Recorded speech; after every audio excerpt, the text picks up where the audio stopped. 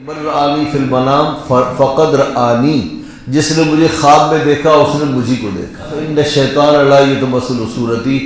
شیطان میری صورت اختیار نہیں کر سکتا، شیطان میری صورت پر کسی کو گمراہ نہیں کر سکتا۔ تو یہ اللہ نے اپنے محبوب کو ایک خاص شان عطا فرمائی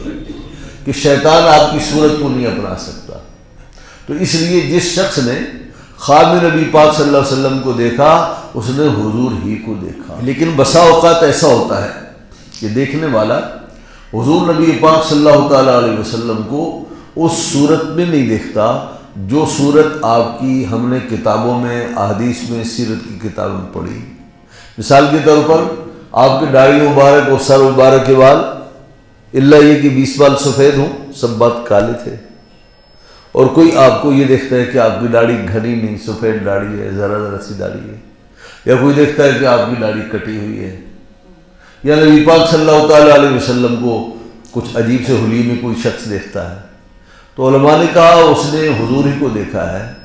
لیکن یہ جو تفاوت دیکھا ہے یہ اس کی تفاوت اور اس کی کمزوری کی علامت ہے،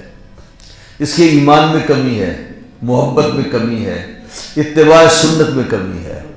تو یہ اس طرف اشارہ ہے کہ یہ اپنی اصلاح کر لے، اپنے آپ کو ٹھیک کر لے، اور جب حضور کی اتباع کرے گا